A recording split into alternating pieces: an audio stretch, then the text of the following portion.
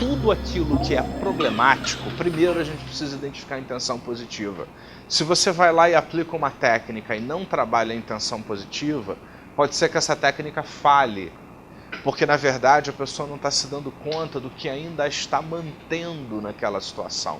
Então a intenção positiva tem um objetivo de ajudar a modificar isso e de ajudar você a dar um novo enquadramento para aquela experiência, ou seja, vai passar a ser muito mais positiva. Então como é que a gente vai fazer? Primeiro a gente pega aquela experiência, por exemplo, uma pessoa que tem uma voz que diz: ah, você é um fracassado, nada funciona, nada dá certo para você, e a pessoa repete nesse tom de voz: ah, nada funciona, você é um fracassado, né? Uma coisa que a pessoa diz: nada dá certo, faz tudo errado, tudo errado. Então a primeira coisa que você precisa fazer é entrar dentro de si e se perguntar o que é essa voz, né, quando vem, né, porque para a PNL isso é um sintoma, e o sintoma é a comunicação de uma parte nossa que quer nos dizer alguma coisa, que tem algo para nos dizer, ou nos mostrar, ou nos fazer sentir. Ou seja, falando de uma linguagem que abrange todos os sistemas, essa parte quer que a gente perceba alguma coisa importante. Existe algo importante que precisa ser percebido, e você precisa fazer essa pergunta, né? Parte, né? Imaginar que tem uma parte, o que você quer que eu perceba?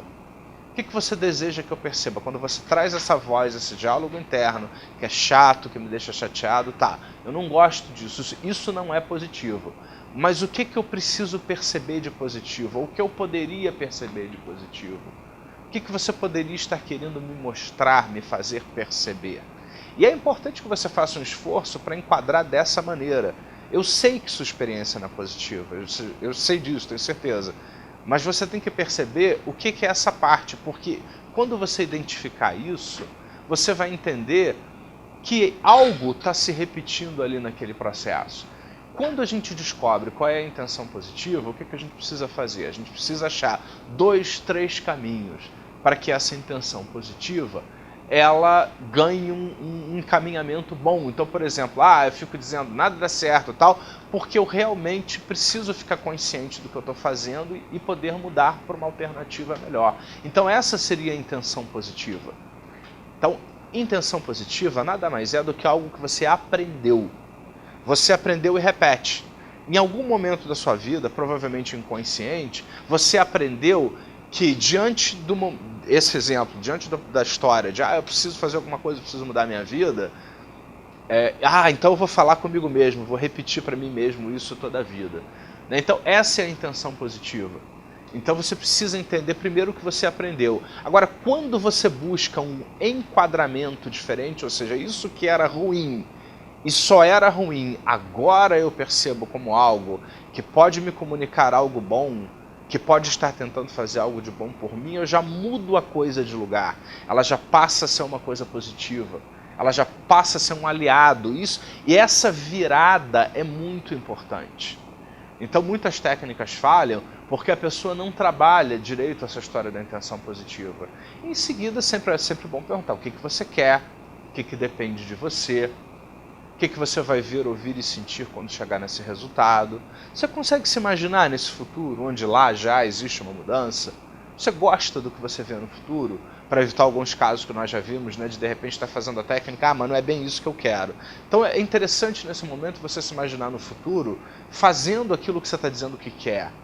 Não, eu quero malhar 7 dias na semana. Aí eu me vejo lá no futuro não tendo tempo para dormir, apertado no trabalho. Não, 7 dias é muito, então eu vou passar para 5. Não sei qual é o teu objetivo, mas é importante que você se veja no futuro e você perceba se essas escolhas são boas para você e se você vai ficar satisfeito com o efeito que isso vai causar no outro. Quando você passa por todas essas etapas, a gente tem uma alternativa diferente. Então você vai identificar essa experiência limitante que traz essas vozes internas. Essas vozes que pode ter mais de uma voz, mais de um diálogo interno.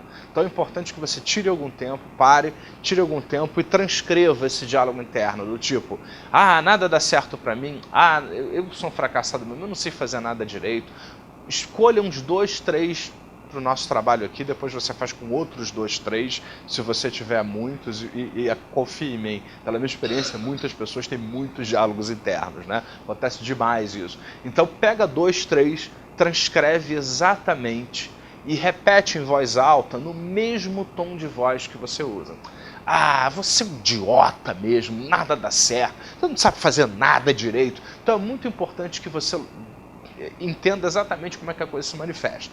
Segunda coisa, você precisa localizar no espaço tridimensional onde isso acontece. Você vai dizer espaço? Algumas vezes essa pessoa imagina essa voz vindo de trás ou do lado, outras vezes a pessoa imagina essa voz vindo de frente, do alto, ou surround, por todos os lados. Então você precisa identificar a localização espacial dessa voz, o tom de voz, se é a sua voz distorcida, se é a voz de outra pessoa. Tem pessoas que trazem a voz de um parente ou um pai ou mãe que foram um pouco críticos e tal. É como se ouvem a voz do pai dizendo nada vai dar certo, eu disse, nada dá certo para você. Então chega a reproduzir mentalmente a voz. E a gente precisa lembrar que é a gente que faz isso, não tem o pai lá dentro. Nem ninguém precisa ter a síndrome da Gabriela, né? Eu nasci assim, você sempre assim.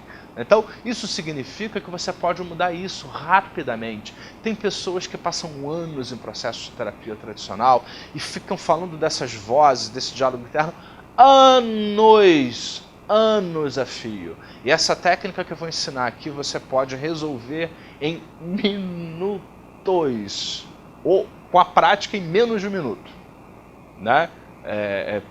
E pode funcionar mesmo a história. Então o que você faz? Você vai localizar no espaço onde estão essas vozes. Não só a voz, mas as imagens que vêm também, as sensações corporais, mas principalmente a voz, onde que ela está no espaço. Então você vai continuar mantendo o mesmo conteúdo. Você não faz nada direito, você não sabe fazer nada direito, você é um fracassado mesmo, por exemplo, se isso for o diálogo interno. E aí você vai afastar essa voz de você. Ou seja, você vai tirar ela da localização original e vai afastá-la de você. E a primeira coisa, você vai experimentar, percebê-la afastada de você. Isso já é uma mudança daquilo que, quando se estuda PNL, é mudança de submodalidade. Você está mudando o volume, a distância, inclusive se tiver imagens juntas e sensações, projeta tudo se afastando de você e você meio que observando a coisa de fora. Mas o que é isso? Como é que é isso? Como é que é essa história? Aí você afasta tudo de você. E aí você vai começar a brincar com essas vozes. Você vai manter o mesmo conteúdo. Aí você vai dizer, por que eu vou manter o mesmo conteúdo? Que é para justamente você descaracterizar a experiência. A PNL nos ensina que se você não está legal, é porque você está repetindo certas coisas de certas formas. E se você quer algo diferente, você tem que fazer algo diferente de outra maneira. Então é isso, não tem como sair dessa história. Então o que você vai fazer? Num primeiro momento você vai, por exemplo, imaginar você dizendo, você é um fracassado, você não consegue fazer nada direito. Que tal você colocar sua voz mais sexy, assim? Ou uma voz muito sexy, ou uma voz de alguém que para você soe muito sexy, muito sensual. Se isso for teu objetivo, né, por exemplo, você é um fracassado. Você não consegue fazer nada direito, hein? Você sabe que muita gente diz que começa a prestar atenção, realmente o que eu posso fazer direito a partir de agora, né? Então você muda para a voz mais sexy. O objetivo não é sexualidade aqui. A voz mais sexy, você tirou, é um reenquadramento também. Você tira da dor e põe em outro lugar, né? No lugar do prazer. Eu não sei fazer nada direito. Eu só faço coisas erradas. Eu sou mesmo um fracasso. Ou então imaginar, eu não sei fazer nada direito. É um fracasso. Ou como seria o Frajola, né? Aquele gato do personagem, dizer, eu não sei fazer nada direito. Isso é um fracasso. Isso é um fracasso. Então você começa a brincar com essas vozes no outro lugar, vai mudando o tom, o volume, o timbre, vai experimentando várias coisas. Com isso, você está tirando da sequência original aquilo que você tinha encadeado dentro de você.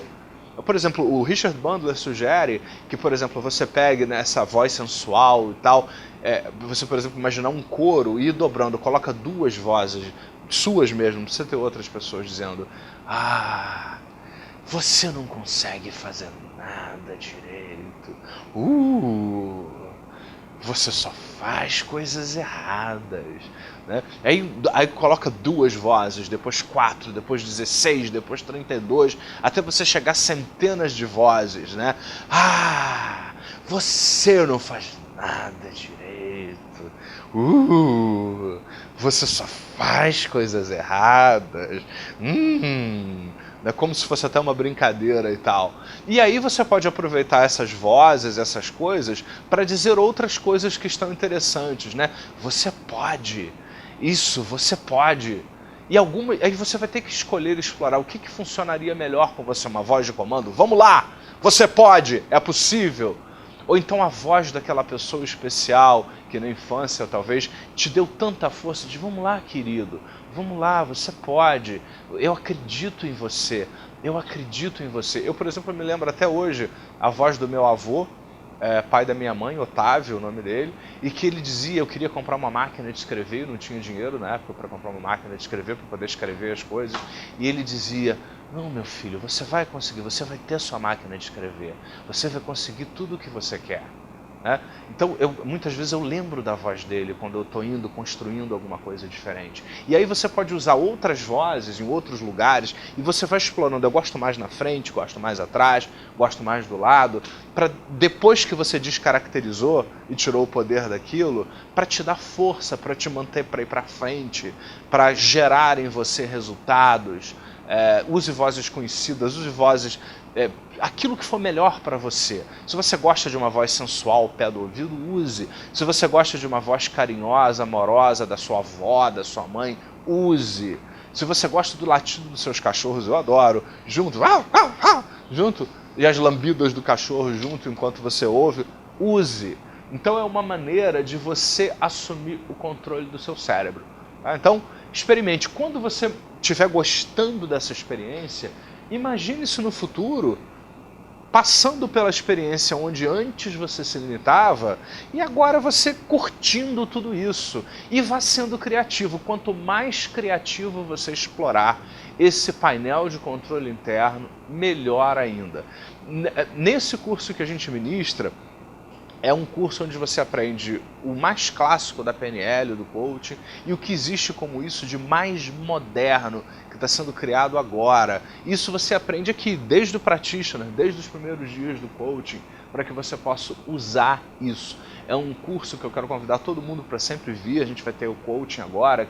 Quem quiser, venha aqui conhecer o nosso primeiro dia do coaching, venha conhecer o practitioner no PNL. A formação em hipnose que a gente faz nada mais é do que explorar, muitos já fizeram, outros vão fazer depois, que é essa coisa de você entrar dentro de você, usar todos esses recursos que existem dentro de você e mergulhar dentro de você e buscar todas essas coisas.